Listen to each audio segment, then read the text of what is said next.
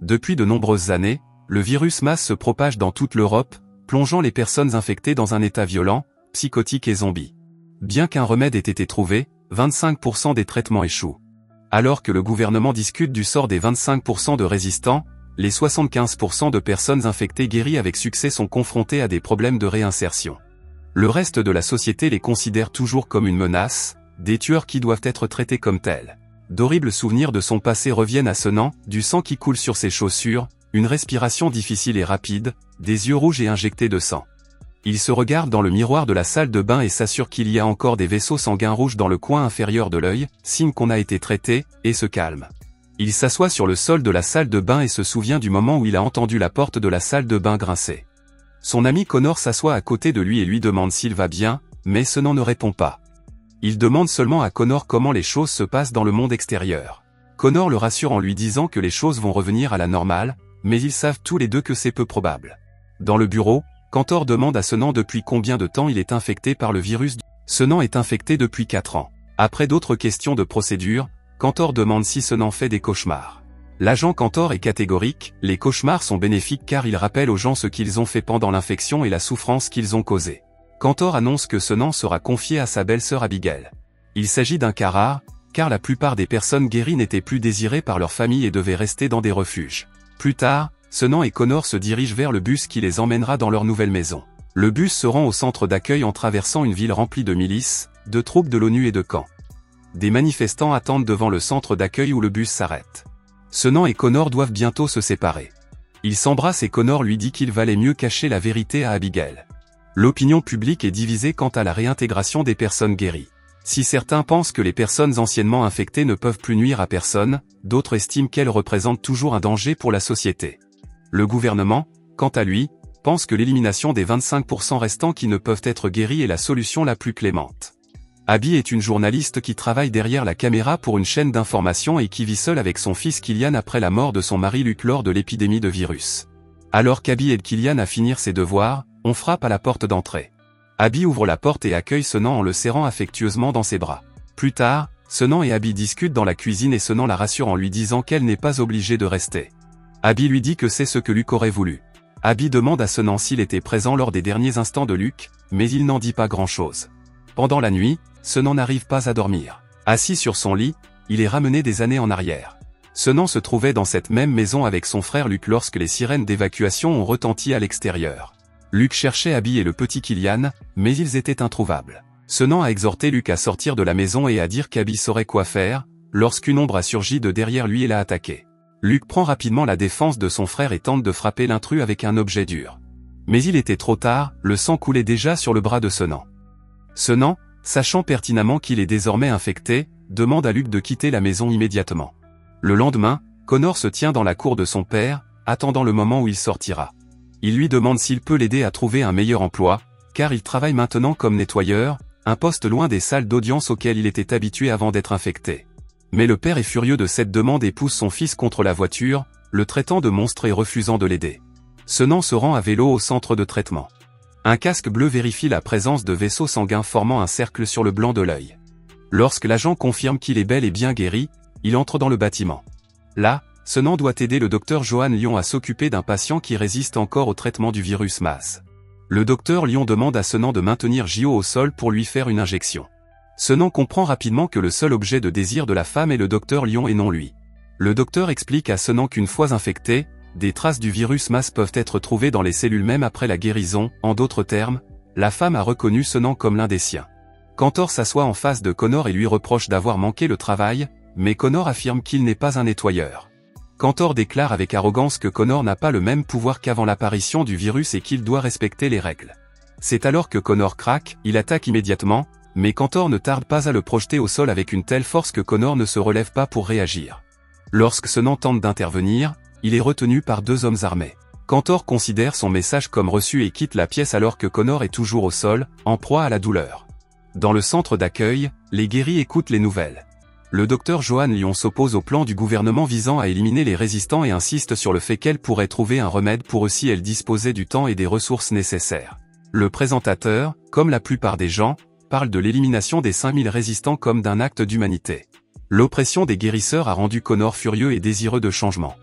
Il pense que l'élimination des résistants n'est qu'un début et que ce n'est qu'une question de temps avant que le gouvernement ne se retourne également contre les guérisseurs. Il accompagne Senan dans les sous-sols du centre d'accueil, où un soulèvement est organisé par l'Alliance des Guéris, une organisation terroriste qui lutte pour les droits des guéris. Cette nuit-là, les maisons des volontaires de la défense irlandaise sont bombardées ou incendiées et Senan croit sincèrement qu'il fait ce qu'il faut. Après tout, Connor a une grande influence sur lui. Le lendemain matin, Senan apprend aux informations que l'attentat a fait plusieurs blessés et un mort. Il décide alors de prendre ses distances avec l'Alliance et Connor. Les flashbacks de Senan ne cessent de le hanter et il se retrouve à nouveau devant le miroir, avec l'horrible souvenir de son essoufflement et de son frère Luke qui tente de le raisonner. Il sent la présence de Connor derrière lui, mais ne le reconnaît pas, car il n'a plus qu'une envie, attaquer. Senan revient du flashback presque en larmes. Dans le centre de soins, Senan découvre une photo du docteur Lyon avec Gio.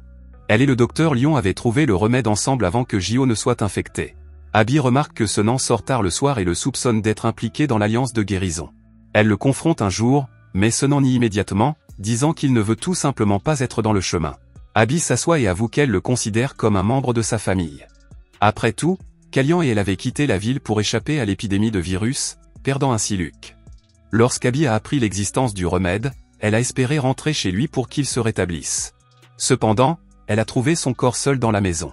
Le lendemain, alors que Senan conduit Killian à l'école, Cantor rend visite à Abby chez elle, sans doute pour lui demander comment se passe sa relation avec Senan.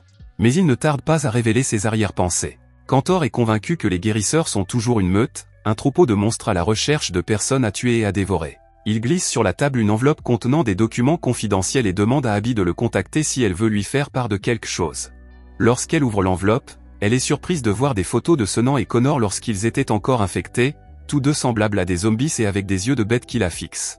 Abby décide de se rendre au centre d'accueil avec son appareil photo et ce qu'elle enregistre est terrifiant, 5 guérisseurs debout en cercle, les yeux fermés et respirant par courtes bouffées synchronisées.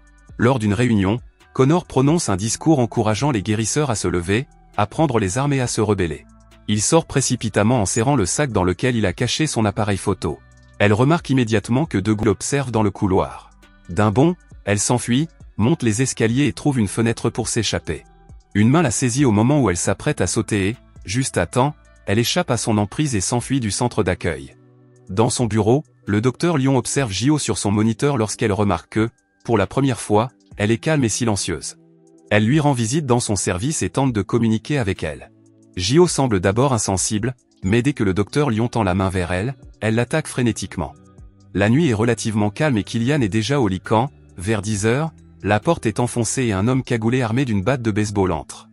Rapidement, Senan se retrouve inconscient sur le sol et la dernière chose qu'il entend, c'est l'homme qui le traite de « racaille guéri ». Pour Senan, c'est le signe que rester à l'écart de l'Alliance des guéris ne mettra pas sa famille à l'abri. Le lendemain, il retourne dans l'équipe de Connor, qui est maintenant prêt à faire un geste audacieux pour forcer l'opinion publique à écouter ses demandes. Le même jour, Abby cherche son appareil photo. Elle remarque que les disques contenant les vidéos des curés préparant leurs attaques ont disparu et est immédiatement certaine que Connor est responsable de l'effraction. Elle appelle donc immédiatement l'agent Cantor pour lui demander d'intervenir. De retour au centre d'accueil, Connor accompagne Senan à une réunion des guérisseurs, où il est surpris de voir le docteur Lyon. Elle ne pense qu'à sauver Gio, ce qui donne à Connor l'arme dont il a besoin. La réunion est interrompue par le chaos qui règne dans le bâtiment. Des soldats prennent d'assaut les couloirs, pourchassant les guérisseurs, mais Senan refuse de les combattre. Lorsqu'il est poussé contre le mur et qu'on lui demande où sont passés les autres guérisseurs, il ne répond pas. Même lorsque l'officier Cantor l'interroge et lui promet une protection pour lui et sa famille, il ne dit pas un mot. Déterminé à garder Senan dans sa famille, Connor n'hésite pas à retrouver Abby et à la mettre au courant de l'identité du véritable meurtrier de son mari. Ce soir-là, Abby attend que Senan rentre à la maison en larmes et exige de connaître la vérité. Senan comprend alors que Connor lui a raconté quelque chose sur cette journée, et elle s'empresse d'avouer que, malgré le fait que Luke se soit enfermé dans la chambre, Senan a fini par perdre les pédales et l'a attaqué. Abby, trahie en larmes, lui demande de sortir de la maison. Lorsque Connor rencontre Senan, il admet qu'il a renseigné Abby sur le véritable assassin de Luke afin de lui montrer la vraie nature des personnes non infectées lorsqu'elles sont confrontées à la vérité. L'agent Cantor sort de l'ombre et ordonne aux deux hommes de s'agenouiller. Bien que Senan ne s'y oppose pas et commence à se menotter sans opposition, Connor saisit rapidement les tessons d'une bouteille de bière brisée qui gît sur le trottoir et attaque l'agent Cantor, le poignardant violemment dans le cou. Il s'échappe avant que la police ne puisse l'atteindre. Le lendemain, alors que le plan pour récupérer Gio est mis en œuvre, Senan décide d'arrêter les guérisseurs en se faufilant dans la salle des résistants. Le docteur Lion et un guérisseur se trouvent dans la salle de contrôle où elle peut déverrouiller la porte de la cellule de Gio grâce au système de sécurité. Mais avant qu'elle ne s'en aperçoive, le malade pointe une arme sur son visage et déverrouille toutes les portes de la salle des résistants. Senan est présent lorsque les portes s'ouvrent en même temps et que tous les zombies se libèrent dans le couloir, grognant et cherchant leur proie. Le docteur Lion observe la scène avec horreur depuis la salle de contrôle, puis remarque que si tout le monde a quitté la salle des résistants, Gio est la seule à n'avoir pas quitté son lit, mais reste calme et silencieuse, apparemment guérie de l'infection. Il s'approche prudemment d'elle, s'assoit à ses côtés et ne parvient à lui donner qu'un dernier baiser avant qu'un résistant sauvage ne l'attaque pour la mordre. Un camion de l'ONU s'approche pour évacuer le quartier, mais Abby pense à Killian. Un officier lui apprend que toutes les écoles ont également été évacuées. Au milieu des coups de feu et des cris, elle lui demande d'aller chercher Killian. Senan arrive à l'école et trouve des gens morts ou transformés en zombies. Il crie et hurle le nom de Killian et lorsqu'il entend enfin sa frêle voix derrière lui, il prend l'enfant dans ses bras et court. Cependant, il ignore aveuglément que Connor se tient derrière lui et le suit. Senan tente de marcher jusqu'à un endroit sûr de la ville, mais il se rend vite compte que les zombies sont partout.